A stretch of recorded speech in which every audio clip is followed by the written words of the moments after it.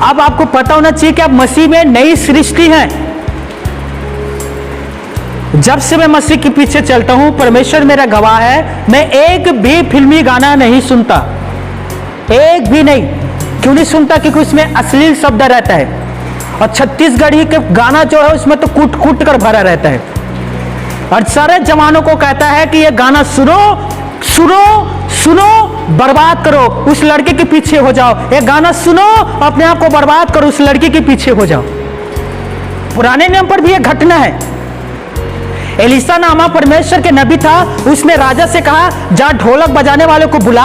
वो ढोलक बजाने वाला आया, वे लोग ढोलक बजाने लगे, गीत गाने लगे, परमेश्वर के पवित्र आत्मा वहां उपस्थित हुआ और परमेश्वर ने वहां भविष्यवाणी किया। तो सोचिए, अच्छा गीत गाने वाले के पास, परमेश्वर के भजन के करने वालों के पास जब परमेश्वर आता है, तो अश्लील गाना सुनने वालों के पास शैतान क्यों नहीं आएगा? क्यों नहीं आएगा आपके पास, बताओ? और ऐसे ऐसे गानों को लोग सुनते हैं, ऐसे ऐसे गानों को सुनकर लोग बहुत सारे नाचते भी हैं, ठुमका लगाते हैं, घुंघरू को पहनकर ठुमक ठुमक कर नाचते हैं। मैं सच कह रहा हूं, छोटे छोटे मिनी स्कर्ट पहनकर नाचते हैं, गोबर में गिर जाए फिर भी नाचते हैं, कीचड़ में चले जाए फिर भी नाचते हैं। कितने तो भाई नाली के अंदर घुस कर नाचते हैं। क्यों? शर्म आता है जब आप ऐसा काम करते हो तो, कि मैं मसीह में होकर, यीशु मसीह में होकर मैं इस तरह के मूर्खता के काम करता हूं? बताइए, आप वही सृष्टि है कि नया सृष्टि है?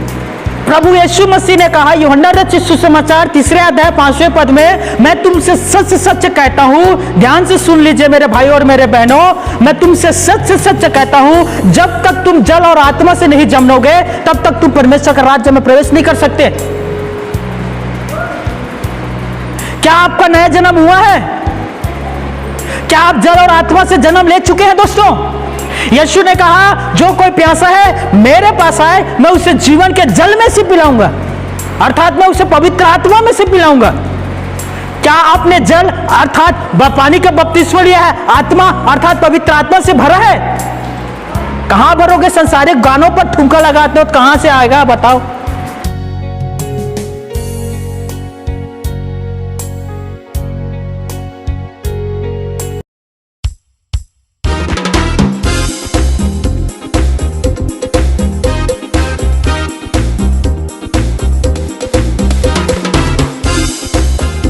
उदाहरण के तौर पर ध्यान से सुनना, कोई भी एक मेरे पास आना, अब अच्छा मेरे पास आओ तो देखिए, मैं आपको अच्छा उदाहरण दे रहा हूं।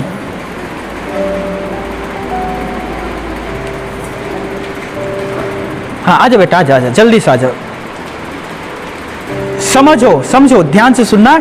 ये मंदिर है, ठीक है? ये मंदिर है, अरे इसमें प्रभु के यीशु के आत्मा है, ठीक है? समझ लो कि कुछ देर के लिए ये खुद यीशु है, अरे मंदिर भी है। अब सोचिए, ये एक अशुद्ध व्यक्ति इसके पास आ रहा है, एक और को, बेटा थोड़ा उठ के आ जा, चल, धीरे सुनिए, ये अशुद्ध व्यक्ति है, ठीक है? ये अशुद्ध व्यक्ति है, अपवित्र भी है, समझ लो, है ना? समझने के लिए आपको कह रहा हूं, कोई ऐसा होता नहीं है, लेकिन कहता है कि अछूत, लेकिन कोई अछूत नहीं होता। ध्यान से समझने के लिए समझ लो, ये अशुद्ध व्यक्ति है, अपवित्र है, अछूत है, और ये मंदिर में आ रहा है। ये मंदिर के पास आकर मंदिर में प्रवेश कर लिया, समझ लो मंदिर को छू लिया। अब ये बताओ, ये मंदिर जो पवित्र है, इसके छूने से ये अपवित्र हो जाएगा?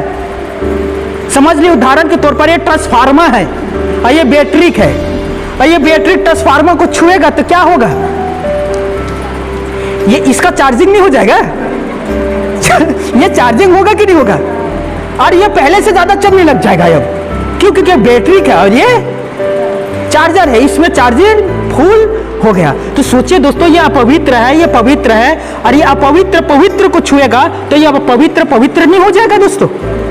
यह पवित्र को अपवित्र कर देगा। आप समझ रहे हो दोस्तों?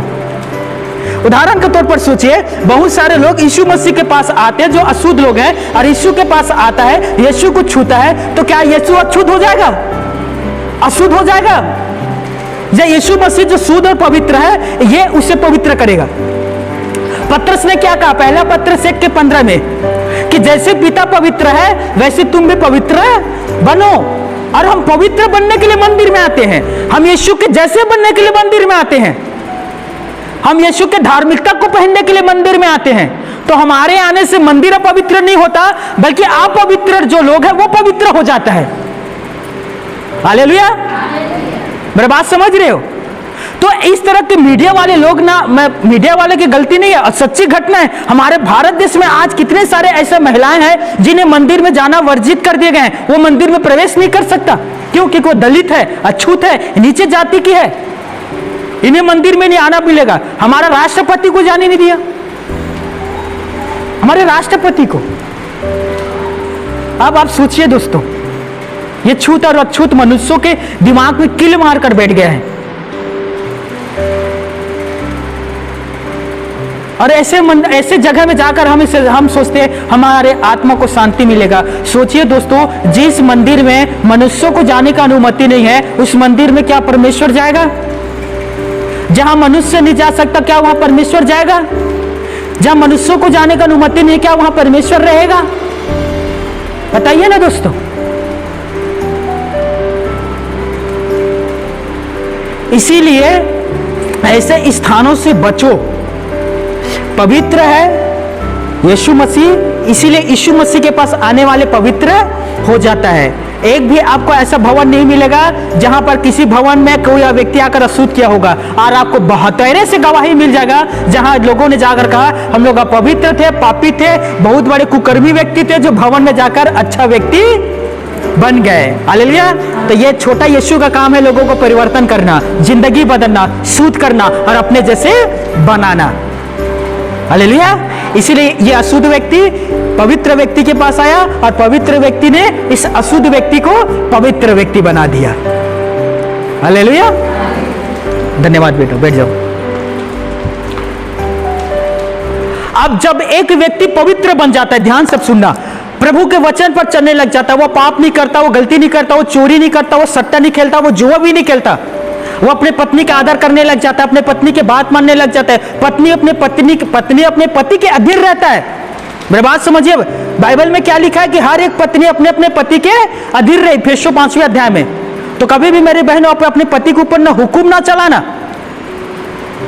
आपका सिर कौन है? आपके पति।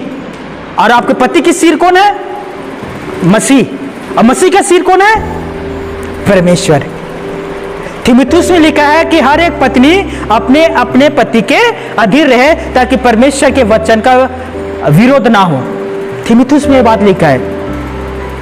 और जब वो एक अच्छा जीवन जीने लग जाता है, सब बुराई के रास्तों को त्याग देता है, हर प्रकार की बुराई में वो सहभागिता नहीं रखता, तब यह बात शैतान को हजम नहीं होता। किसे हजम नहीं होता? सभी कहना, किसे हजम नहीं होता? जोर से, किसे? शैतान फिर ना आग बबूला होता है। वो कहता है कल तक तो तू मेरा गुलाम था, कल तक मैं तुझसे पाप करवाता था, कल तक मैं तुझे टीवी इंटरनेट में फंसा कर रखा था, कल तक तू फिल्मी गाना सुनता था, कल तक तू आईपीएल देखता था, आज तुझे क्या हुआ? आंखों की अभिलाषा, सभी कहना, आंखों की अभिलाषा। खुदा बाप ने कहा पहाड़ी उपदेश में, शरीर की दिया, शरीर की दिया, आंख निर्मल है तो पूरा शरीर शुद्ध है, आंख गंदा है तो पूरा शरीर अशुद्ध है। लोग बड़े आंख खोलकर टीवी के सामने बैठकर मार धोनी छक्का, मार धोनी चौका, क्या मिलता है? मैं नहीं देखता। मसीह में आने से पहले मैं खूब देखता था। मैं खुद देखने के लिए अपने घर में एलईडी टीवी लगाया था, रिचार्ज वाला बॉक्स खरीदा था सोनी का। बहुत बड़ा फैन था मैं क्रिकेट का। अब यकीन नहीं करोगे, मैं जब पढ़ाई करता था ना, सर के पास कहता था सर पेट दर्द कर रहा है, मुझे छुट्टी दे दे। वो छुट्टी देता था, मैं क्रिकेट खेलने के लिए चला जाता था।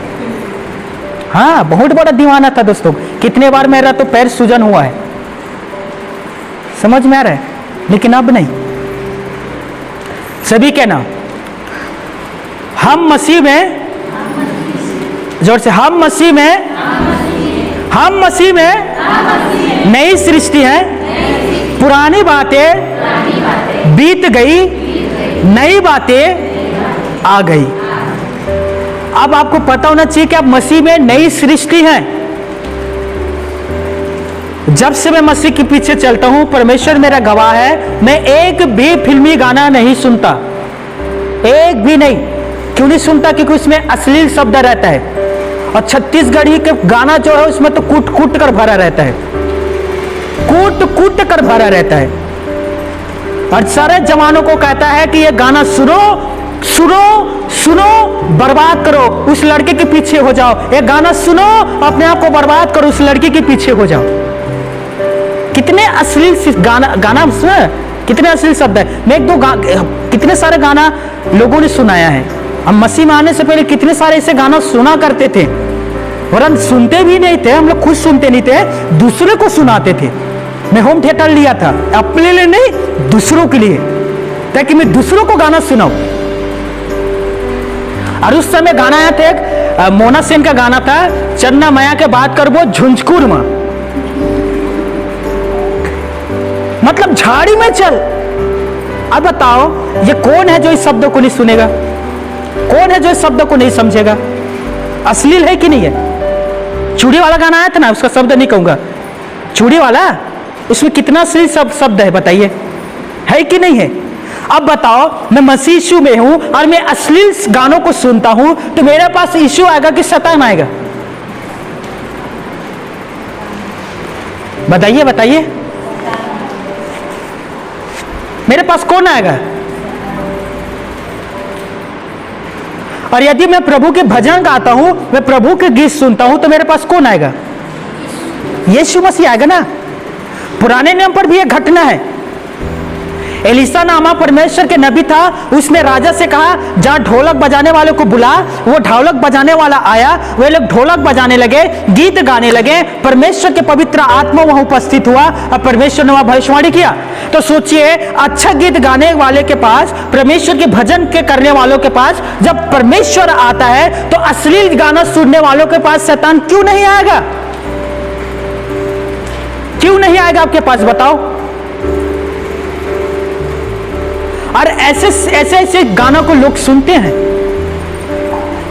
ऐसे ऐसे गानों को सुनकर लोग बहुत सारे नाचते भी हैं, ठुमका लगाते हैं, घुंघरू को पहनकर ठुमक ठुमक कर नाचते हैं।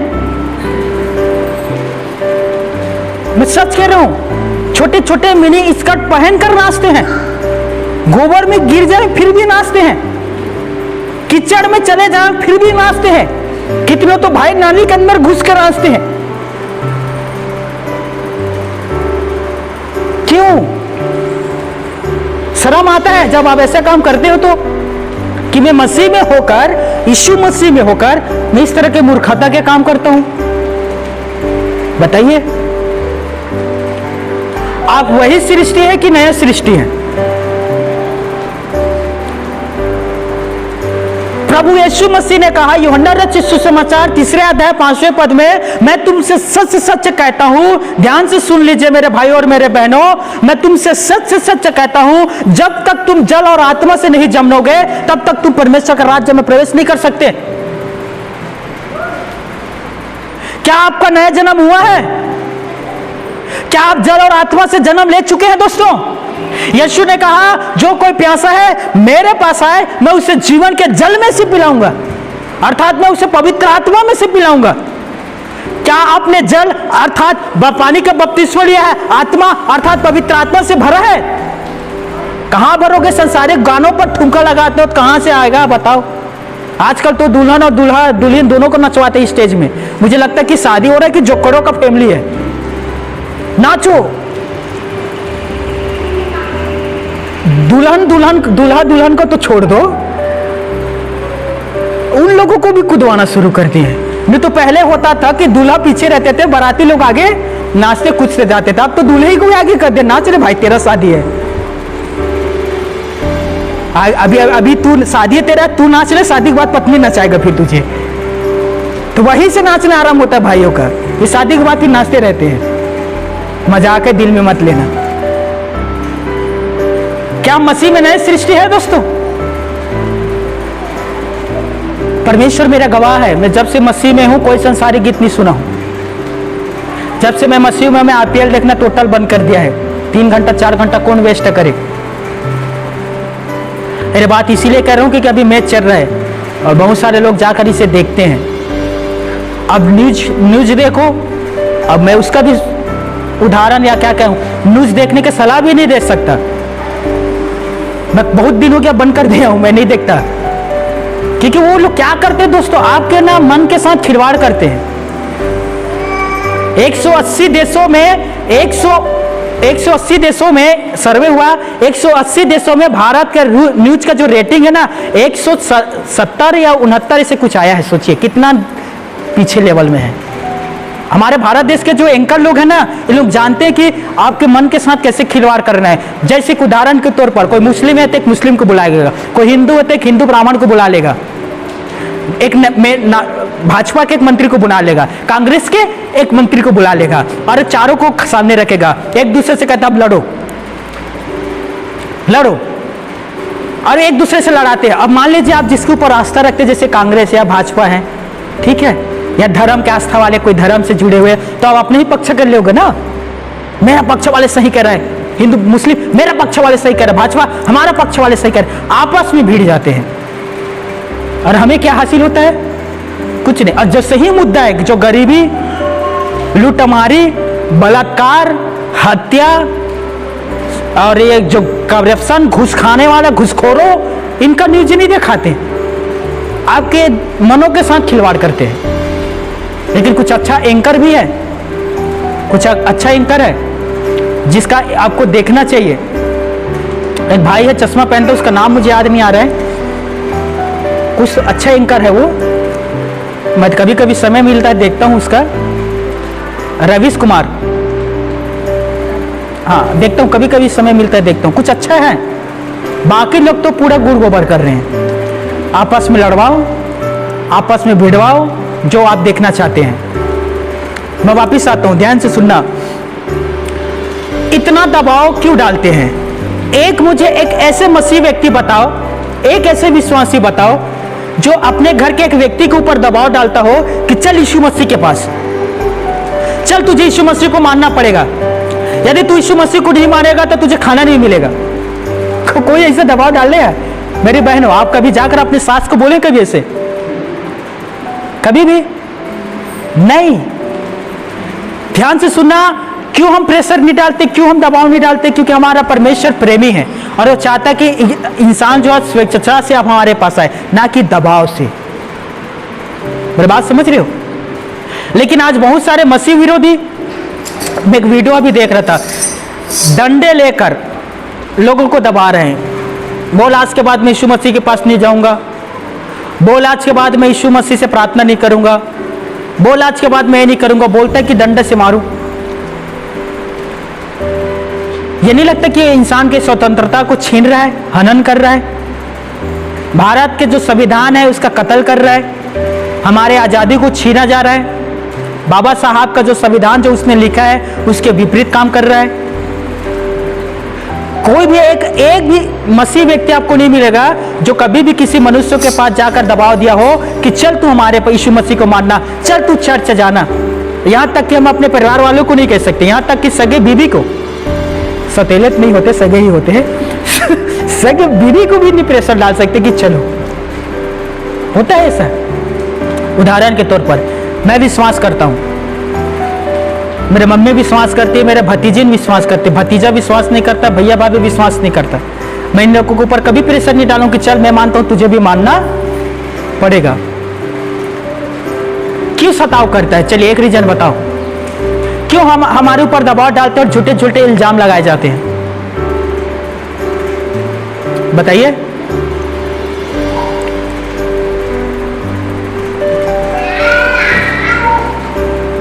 हाँ, मेरे साथ निकालिए मत्ती रचित सुसमाचार 10वें अध्याय 17 पद।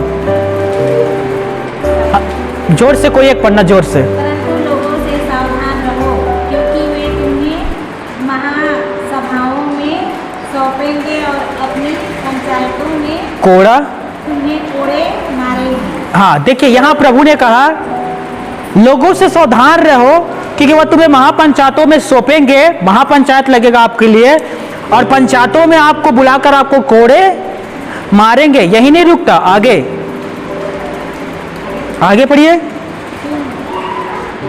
मेरे लिए हाकिमों और राजाओं के सामने तुम मेरे लिए हाकिमों और राजाओं के सामने उन पर अन्यजातियों पर और उन पर और अन्य जातियों पर गवाह होने के लिए पहुंचाए जाओगे। गवाह ठहराए जाने के लिए पहुंचाए जाओगे। अब मैं फिर आगे पढ़कर आपको बताता हूं, ध्यान से सुनना। क्यों हमारे साथ ये सब चीज होगा? ताकि आप वहां जाकर परमेश्वर पिता की गवाही दे सके। और मैं ईश्वर का धन्यवाद देता हूं कि जब कभी मेरे साथ ऐसा होता है, मैं उन्हें गवाही देता हूं और मैं अपने गवाही से उनका मुंह बंद करता हूं। मेरी बात समझिए। मुझे याद है 2017 जनवरी गांव में एक बहुत बड़ा महासभा बुलाया गया, जिसमें कलेक्टर था, एसपी था, एसडीएम था, तहसीलदार था, थाना प्रभारी था। समझिए, और ये सब मेरे गांव आया हुआ था। मेरे गांव में गांव का सरपंच था, बहुत सारे पंच थे, गांव के बहुत सारे लोग थे। मुझे बुलाया गया उनके बीच।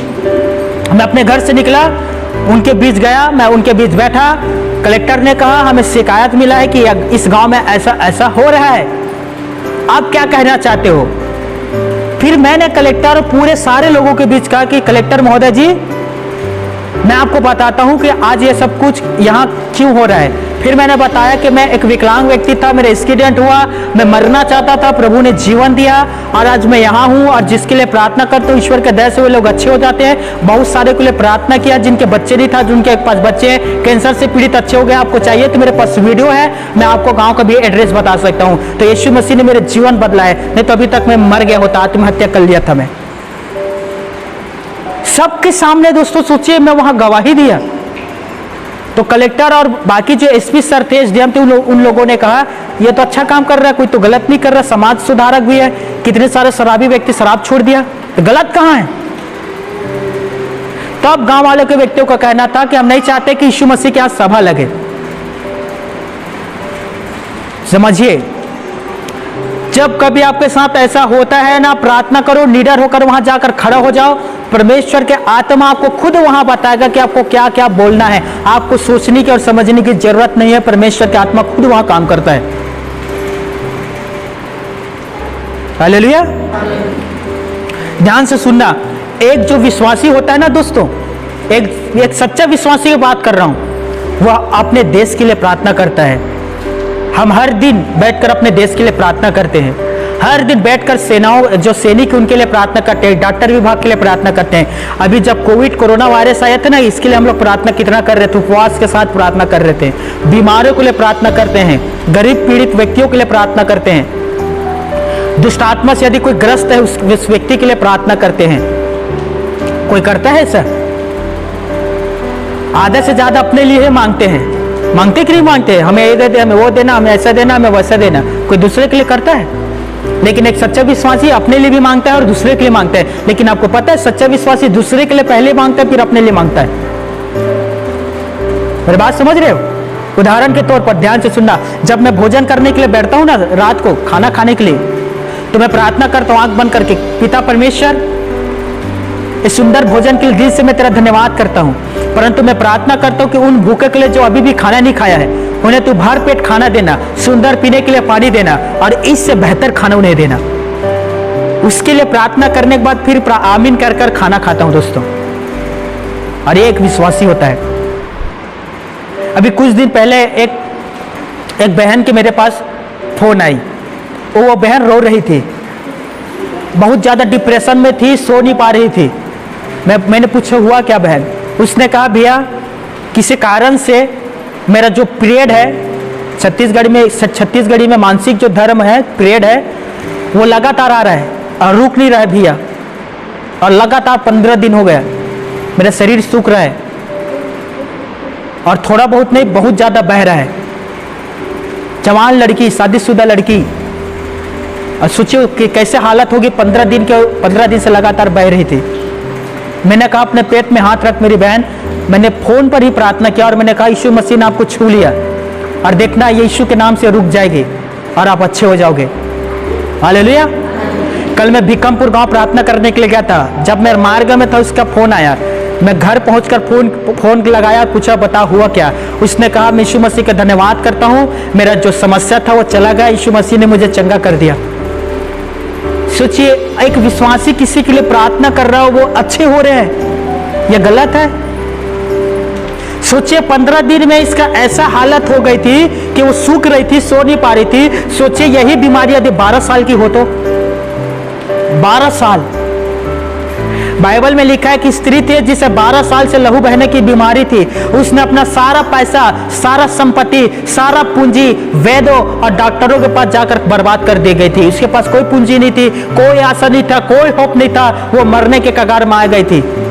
लेकिन एक दिन कोई जाकर उससे कहता है कि यीशु नर्सरी अभी अभी हमारे पास आए हैं, फलाना गांव में यीशु मसीह है, तू यदि उसके पास जाएगी, यदि तू उसे जाकर तू उससे विनती करेगी तो वो तेरा जो लहू के बहने की बीमारी है यीशु मसीह अच्छा कर देगी। वो इस स्त्री ने कही होगी 12 साल हो गया मेरी बहन, डॉक्टरों के पास चली गई हूँ, वेदों के पास चली गई हूँ, झाड़ फूक करने वालों के पास चली गई हूँ, लेकिन मेरा जो बीमारी है मेरे शरीर से गई नहीं है। मैं कैसे उसके पास जाऊं? क्या वो मुझे अच्छा करेगा? क्या वो मुझसे पैसा लेगा? वो मुझसे कितना पैसा लेगा मुझे बताओ। उस स्त्री ने बताई होगी वो आपसे 1 रुपया नहीं लेगी, बस तू उसके पास जा, बस तू उसके पास जा। उसने अंधे को आंख दिया है, उसने लंगड़े को चलने की सामर्थ्य दिया है, उसने गूंगा बहरा को सामर्थ्य दिया सुनने बोलने का। तू जा, एक बार तू उसके पास जा। हालेलुया। वो स्त्री जो 12 साल से लहू बहने की बीमारी में थी दोस्तों, ले देकर मुश्किल से खाट से उठे होगी और मुश्किल से कदम बढ़ाते बढ़ाते यीशु की ओर गई होगी। और जैसे वो यीशु के पास पहुंची, दूर से देखती है कि यीशु के चारों तरफ हजारों की भीड़ है।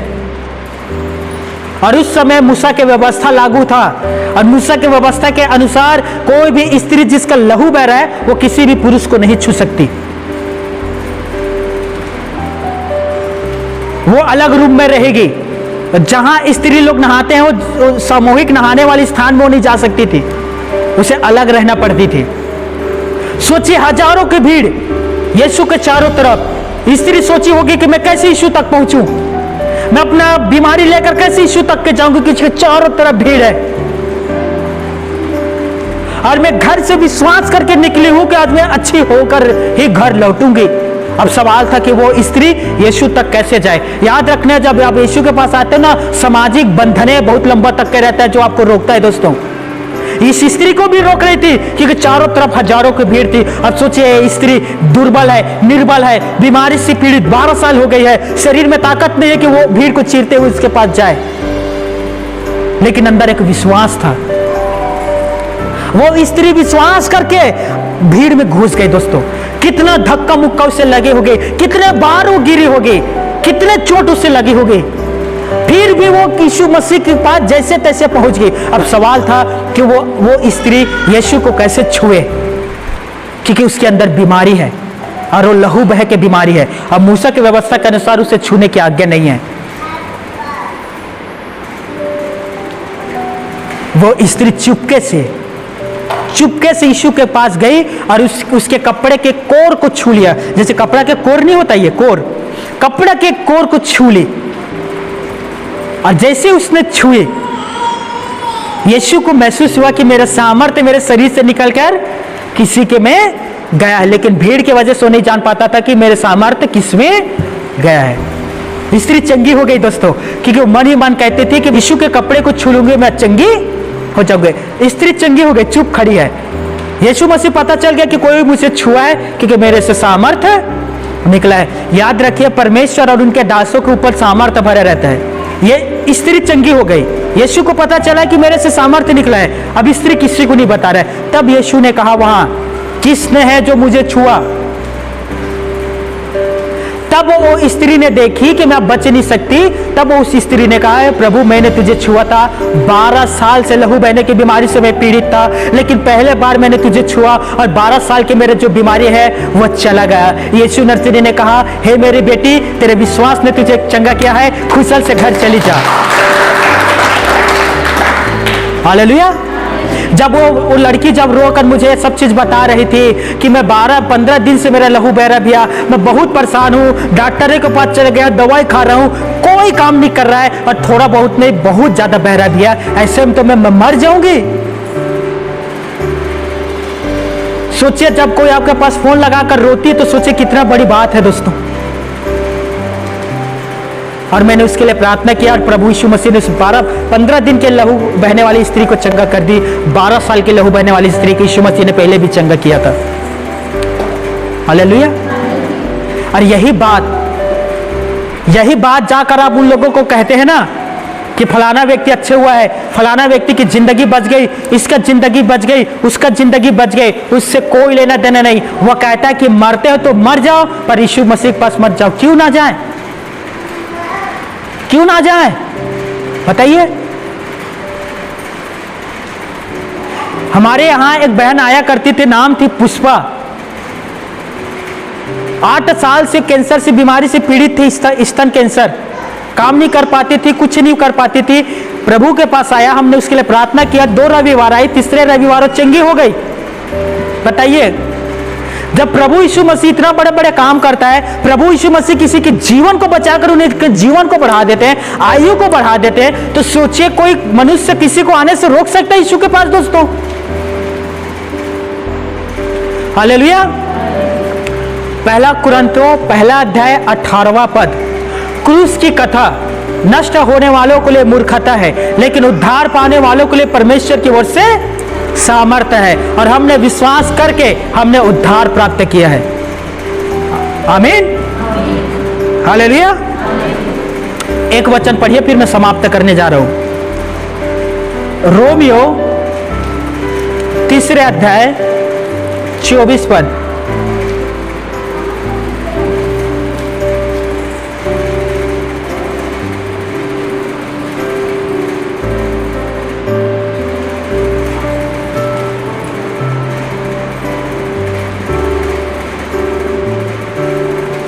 हाँ, कोई एक पढ़ना।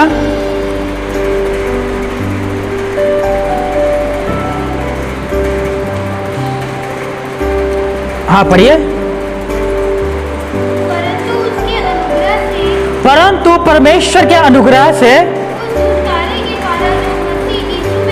उस छुटकारे के द्वारा जो मसीह यीशु में है,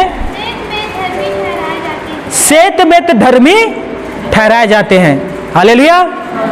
विश्वास के द्वारा, सभी कहना, विश्वास के द्वारा प्रभु के अनुग्रह से हमारा उद्धार हुआ है, और ये प्रभु के ओर से दान है। हालेलुया।